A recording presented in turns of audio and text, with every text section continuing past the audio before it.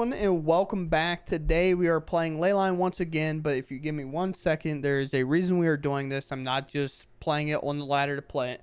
As you know, if you've watched my channel for a bit, that oftentimes I play decks that win challenges and things like that to kind of showcase if you are a best of 3 player or something, you can take some advice from these players and play decks that you might enjoy in best of 1 in the best of 3, or maybe at your local tournaments, maybe your store championships and stuff like that. But Gruul aggro, holy cow, was it everywhere. And I'm going to show my screen here, as you'll also see how late I record, but let's show this right away. We get the challenge. Standard challenge is on Goldfish. You can find this in a lot of other places, but on the 29th there was a 32 player challenge on MTGO where a player went 9-0 with the exact deck list we're playing today. And of course, it is a Leyline deck with the Scamp, the Hero, all the fling nonsense, and things like that. And the final note, with my webcam covering it up, you know, for suspense, if you didn't catch it right away, Gruul Prowess, 31% of the meta. And it's not particularly close. It is absolutely dominating the meta right now. And we're going to kind of evaluate it. So if we go to popular decks here, as you can see, standard meta game, and at least in best of 3, all these advertisements are going to pop up. You guys want to gamble? But with that said, we have Gruul Prowess absolutely taking the meta by storm, almost at 20% above everything else. This is basically what Esper Rafine was at the time. But with that said, this is what we are going to be playing. This deck list is very, very good. I think it is interesting over what we've been seeing in the past with playing something like a Picnic Ruiner, which is kind of our slick shot of the deck. Is slick shot better in best of 1? Maybe. Is this a removal on sight if they can? Absolutely. If we give this thing trample and kind of bump it, it's an automatic win because of the double strike being automatically implied, and we don't necessarily have to rely on flinging our creatures. And then the Witch's Mark is another interesting card. We can discard kind of a land if we're flooding because we are on 20. A little bit different. We might want to go down a little bit more on those land counts. I'm not really sure. But as you can tell in here, we do not play the fling card. A mistake maybe for best of 1 gameplay, but for best of 3, little things like that aren't necessarily required, because if you ever play best of 1 over best of 3, even on Arena, best of 3 hands are typically slower overall. And that's what makes a deck like this so volatile when it comes to those formats, because if you do have a Leyline in your opener, you almost keep no matter what and just hope you end up drawing a creature, because in best of 3, the likelihood of your opponent having a lot more action or the viability of them killing you in response to you trying to get there in time is a lot less likely, because that's just how best of 3 is sometimes. It's not always that way. Obviously, you'll get high rolled in every format you play no matter what, as long as you play it long enough. But with that said, we're going to go ahead and hop into the games and see why maybe we should be playing the green and Snakeskin Veil over kind of what the fling variation is, and we can kind of test which one's better. My initial thoughts is that the one with fling and best of 1 specifically is going to be better. It just gives you that high chance to turn 2 kill on the ladder, and your opponent can't come back in games 2 and 3 to win, because it's already over, because we're only playing 1 game. So with that said, if you all enjoy my content, please consider subscribing, and let's head out there in game. All right, we go first. Our hand's really, really good, so we'll keep. We're actually going first here. Put this Leyline down. Play this. You'll see green. It's a little bit different than what maybe they're used to. There's a black source, so we play the source. We play the slow creature first. We want to play Challenger later because it has haste. Blue black, maybe counterspell here. Counterspell doesn't work the best. This Picnic Ruiner would be lethal if they do nothing, because of double strike and how much power I'm putting on board. Monstrous Rage here is +5. This is +6, and this gives trample, so it's just a way to win. All right, they go for a Harvester. Interestingly enough, let's play this a little bit weird. We could play Challenger and then pass for turn after we hit him for 2. Could have went all in, but I would like to do this first so I can manifest just in case they blow me out. But it does have Prowess, so if they do another Harvester play, an unstoppable slasher, and that is a interesting one. I'll take my turn. Another land. Please stop giving me lands. I know I'm like the greedy mono red player here, but I would take no lands over lands right now. Let's double target here again. A Swiftspear is interestingly good enough. Let's play Swiftspear. And then I will move to combat. See what they end up blocking here. Prowess +3. I think it's just lethal if I put it on here, right? Because it's plus... Yeah, I think it's lethal. The first one's +4, +2. Yeah, that's lethal.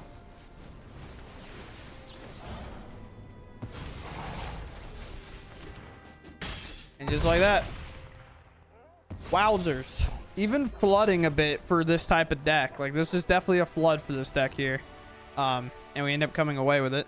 There is a world where we don't even play Swiftspear, especially if we have another spell. There's like no world where we play the Swiftspear, because we kind of want with their Death Toucher for them to block this, because we have 2 of these Manifest Dreads available. But regardless, it was lethal and it didn't end up mattering. Go first. No creature and no Leyline to kind of keep. It's like weird because like if we have a creature and no Leyline, like this is a hand's fine, but not having either is like really bad. And even if we have like Leyline, I'm willing to keep because we do play a lot of 2-drops.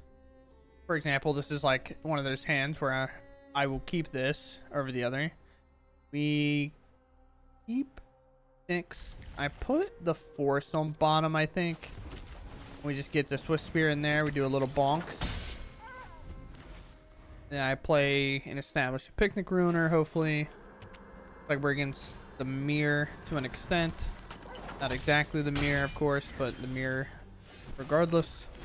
And with these, I mean, +6 on a double striker is huge.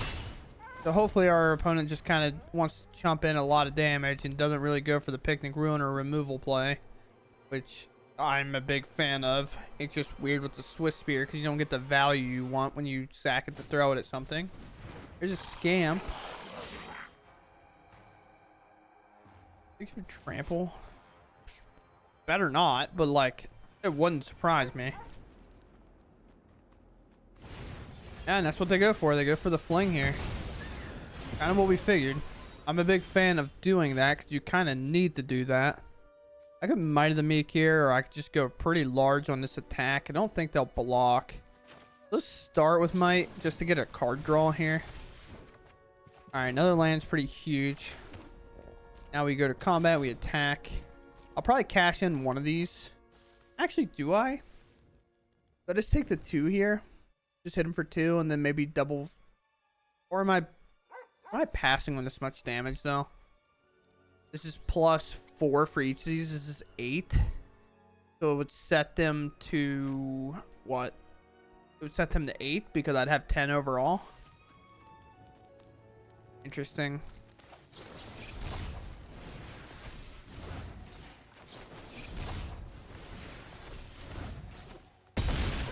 On the 8 they go. This is on a mod of 6. So another spell plus this will get it done. As long as it's a Monstrous Rage or the 4th copy of Turn Inside Out. This card's so messed up in general. But Picnic Ruiner would have lived. We would win. We would have won there. But opponent being very smart and getting it off the battlefield. Very good. Very, very smart play. Alright, sure. Looks like we're going to get hit for quite a bit here. They definitely could pump the Scamp, sack it, killing my Swiftspear. Oh, they go for Monstrous Rage on the Challenger. Hit another Scamp. So what am I getting hit for here? Just 6? Okay. Monstrous Rage, I still don't think ends up finding the lethal. May discard if you create a Wicked Roll token attached up one target creature you control. You may discard a card you draw to. Oh boy, with 2 cards, 3, it's really unlikely that I die. They're kind of forced to block.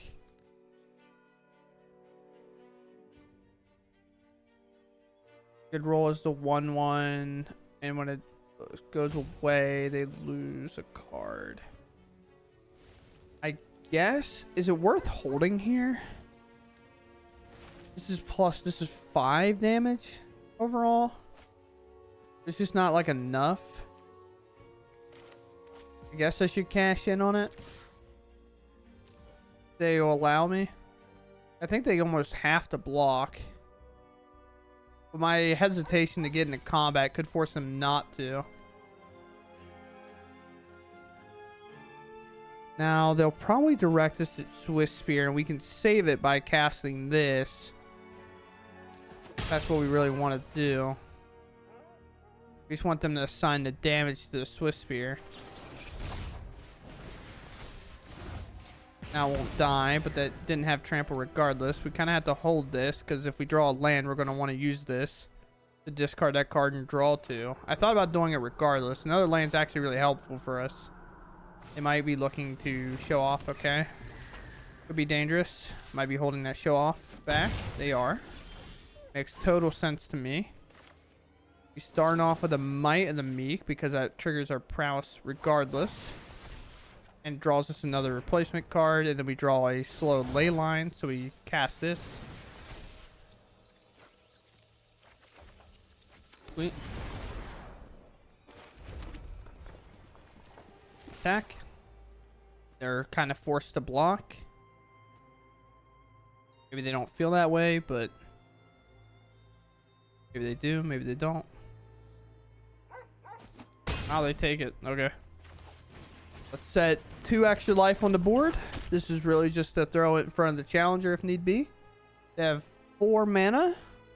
I have 2 creatures. Anything that kind of triggers prowess can find lethal. Especially in our deck. Go for a big thing there. Okay. Another slick shot. That's 6, 7, 8, 9. Like I said, this Swiftspear is going to block the challenger regardless. Slick shot isn't going to get there. Because if they play this, it's 10 damage plus the 2 life I'll gain off this. But that's an all-out attack. Now, can they play slick shot, hold that one back? The hesitation makes me think that they don't have it immediately, as it probably should. If they're slow rolling me this hard, then I don't know. Just arena at its finest sometimes. Interesting. Interesting. Monstrous Rage, I think, gets us there regardless of what happens. I think. Kind of depends. Either way, they'll only have a slick shot left. Double attack. Because it's +3. Yeah. Because this will fall off. If I make the Wicked Roll fall off, this will go on. It'll reset to 2 +2. And they'll take 1 and it'll trample over. Is that lethal? Is that enough? No, because they live at 1, right? And this will still die. I think they still live here. I'm going to do it this way. Yeah, because that peels off and then they get put to 1. And now they have a slick shot, which could definitely be lethal here. If they play another land, I think we're safe. If not, like, we lose. To be fair, this has probably been one of the more fun red games I've played. Like, almost ever. We've actually, like, the combat matters. It's not just one player with a ley line absolutely blowing the other one out. It's been this weird kind of combat hold. And them holding a creature back actually saved them because that Monstrous Rage flip was insane. Now, again, it's another situation that if I find a Prowess creature, I win. If they have another Cell Sword, it doesn't work that well because the problem is they can't get the Prowess to trigger on the slick shot first. Those creatures are held back. Another Swiftspear. Is that going to be what does this? We find lethal this way, of all ways. I would assume they might have a burn spell, but I would assume that goes face. We have 3 Swifties. Good game, maybe? I'm not really trusting it till it hits. Normally, this is just kind of a... was it just short? That'd have been plus... They were just short by 1. Wow. What an actual exciting game that was. That was actually a fun game. Weird. It's crazy. Without insane cards, the mono red matchups can actually be fun and interesting. Nobody had like an absolute insane start. We end up pulling it out. We live at 7, but we were at 1 technically, because this is plus 5 on here, and it starts at 1, so they weren't unable to get there. But very cool. We win. Good top deck. We draw a land. We probably lose. So good. All right, we are going first here. We have a Gorge and just a red land, so it's not that bad. We'll keep. And it's pretty good. That's the thing with this land is like, this is just a mountain forest. Obviously, it is a rare, so it's kind of hard to like, you don't necessarily have to craft it, but realistically, it's not a bad idea. Now, we can definitely plow over the greedy freebooter, but I would much rather play as Picnic Ruiner and then pass this turn, because the Ruiner, again, with like what I have in play, can absolutely slam them. Now, if they hold up removal, I'm in trouble. Hopefully they just play a 2-mana spell that doesn't interact with me, you know, on a red player stuff. That's the thing, right? It's like, oh, they do. What's this do? You may sacrifice another champion. If you do, you draw 2 cards. You may sacrifice that. Or when you sacrifice this, manifest dreads. What did that say? I don't know what he said. Nice, bad, good, ugly. Oh, nice. That's one way to get it done. Almost incredibly bad into something pretty good. We can play this. Let's see what we find. We find a turn inside out. We now have trample. I won't be able to save it. That's the only real issue. It's going to be a lot of damage, though, regardless, I guess. And then I'll make a 2/2 after. Is that worth it? I have a feeling that it is. I can't imagine much more. I will do this. And I'll do this. We hit for 5, and then we get to sack it for 7, taking about half their life total, and then manifesting dread. We'll put the Challenger underneath because it is a creature with prowess. And it's what? How does this work? You turn it face up for the mana cost. Sure. Sure.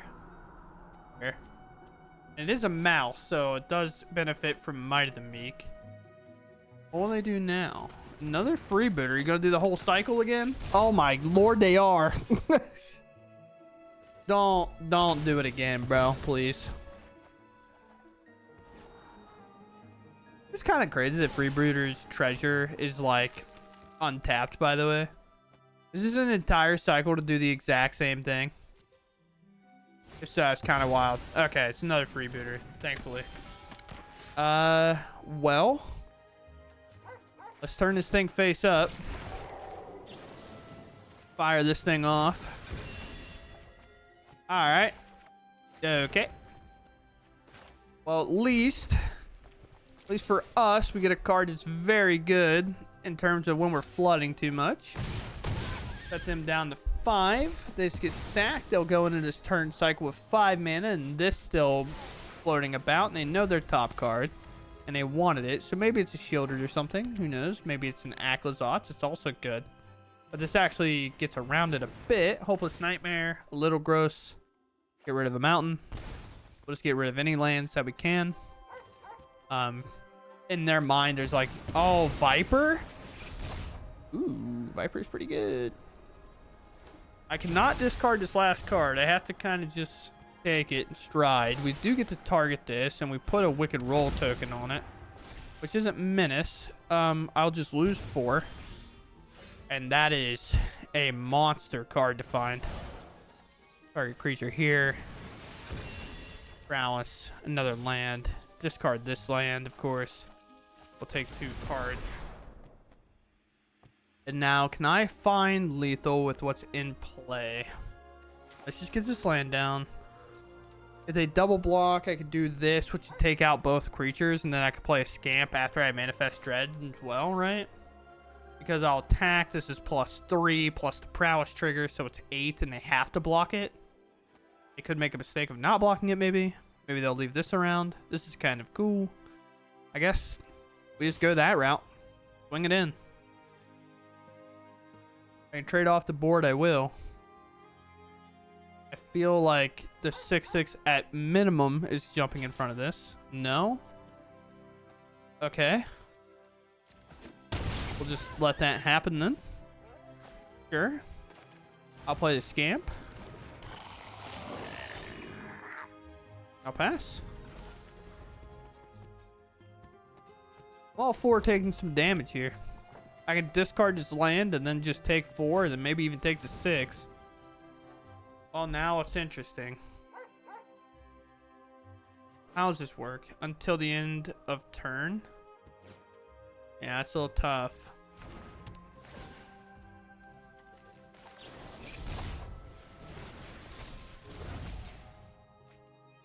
For that land, and now the attack doesn't really make a ton of sense. Huh? I will prevent that life lost, and I'll lose 4. I guess it technically would have been better to block. You just take the 4. A little bit of a mistake here by me. The land under. Why not? I guess I still get the block here. Is there any way that I should block? I think the answer is no. Go to 4. Do they even pump this? Like I end up going to 2. I don't know what that does. Context, top card of your library. You may play that till the next turn. 1. Okay. To be fair, I assumed when they didn't concede right away that they might have had like an answer, cut down answers, go for the throat answers, the exile spell answers. Everything answers this or this. It's a little bit weird. Also, kind of not a great draw. Great draw if I have another spell, but right now, not necessarily that great of a draw. But either way, we come away with the dub. And sweet deck. My opponent had a really sweet deck. I like that a lot. I don't have a deck list for this. Kind of wish I did. I think a deck would be fun. But with that said, moving on. Oh, I don't go first. Nice. Do we get to keep? I mean, we have this. Might as well. Plus the Snakeskin Veil. We might be able to do some shenanigans with. There's white. There's that. Okay. Interesting. I play Mountain here, and I pass. Now, the thing is, this deck, if it's the deck I'm thinking of, I think we have no chance to win. This deck actually preys on us, for the most part. Oh, yeah. Sure. If you're unsure what deck it is, they play the enchantment that goes on a creature and gives it lifelink, which makes it obviously incredibly hard for us to pull out a match. But we'll play this. We now have Snakeskin Veil available. We can give our thing hexproof whenever they try to target it here, which will be very, very nice. Won't necessarily get to pick anything. Actually, it'll become a 3/3. So if that's all they do for the turn, we actually could. Depending where they go with it. Manifold Mouse. Okay. Would you like to target my creature? That'd be sick of you. No, that makes sense. Ethereal Armor. There it is. Yeah, it's the deck I was thinking it was. Most likely here on this double strike, we're not going to do anything. We're going to obviously let it happen. We have way too much power in play. I'm going to have Might of the Meek, my Heartfire Hero. I'll pass the second damage, yeah. Because this will draw us a card. It'll put an extra counter on the hero. It'll get a little bit larger here. We find another land. We find Inside Out. Now, are we dead from 13? It's possible, but not as possible in that deck. They missed the land. Ethereal Armor's gone. I just need to hold up the Snakeskin Veil more than anything. They're kind of obligated to block me because of how dangerous this can be for them. And I guess we'll just approach with that in mind, right? We'll move to combat. Clear that as an attacker. They do nothing. Okay. Now the option becomes, do I Monstrous Rage here, or do I let them... What's the odds I kill them next turn? This is +4 the first time. That's 7, 8, and 9. So it's not going to be lethal. Plus this on an additional 3. So it's like 13. But I can let this go through now maybe protect it next turn. Play the Emberheart Challenger, I guess. Maybe that's my route to win this game. Kind of be a little bit defensive here. Protect my creature best I can. 1/1 and has hexproof. Sure. We hope they miss on a land. They find one, unfortunately. It's a little bit larger. They can make it a bit bigger. This is double strike damage coming in on 15 or 10. Heartfire Hero is a Magic the Gathering card. A second Heartfire Hero. Weirdly enough, we can beat this. With this in play. Interesting. Interesting indeed. If I had to let this happen, I get hit down whatever, and then they have 2. I think I have to let this happen, weirdly enough. An interesting situation I'm in. Is this still end of turn? Yeah, so we won't get the carryover for that. Yeah. Nothing I can do can grow this in order to exchange here. Yeah, so I think the plan is I mean, I can save a lot of life here, but I think if I'm doing that, I'm losing. Yeah. Okay. I think the plan is to Snakeskin Veil the hero. Just doing it on this doesn't do me much. Land found. Let's target here. Find our own hero. A little tough. I think they have too many creatures in play for us to get through, which sucks. Yeah, I just don't think there's a world I can bypass this. Unless they really do something goofy.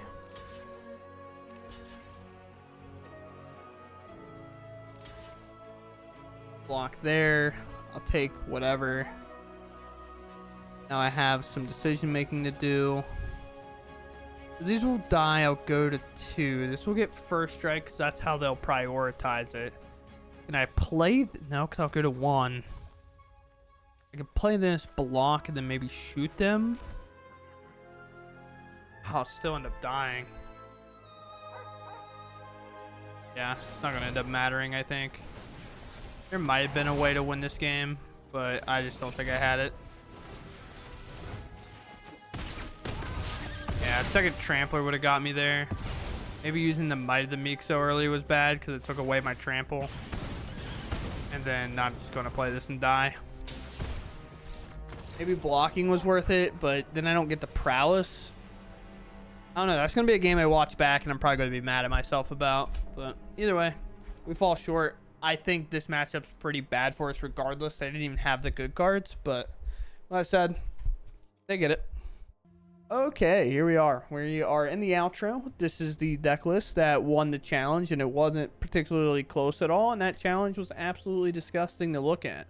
I think more than Arena will, I would assume that MTGO will do the damage for us, because I don't know how anybody looks at these numbers and goes, yep, that's okay.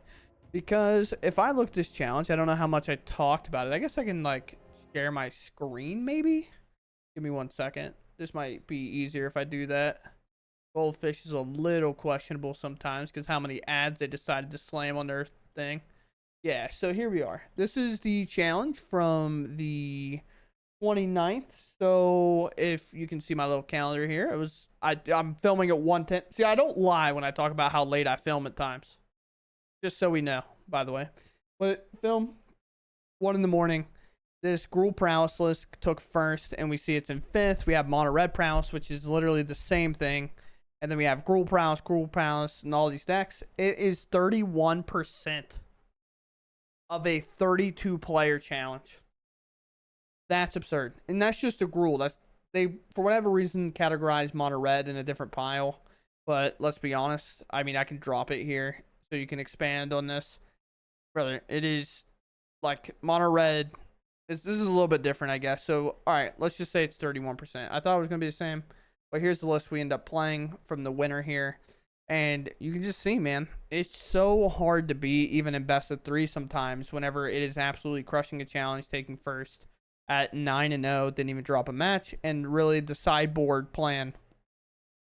Control, the mirror, the mirror, the mirror, the mirror. Like everything is like kind of catered to beat the same deck. I don't know. It's weird. But with that said, I don't really have a whole lot more to talk about. I don't think there's much more to talk about this anyway. And this is going to do it for me. So I'll catch you on the next one. Thanks for watching and goodbye.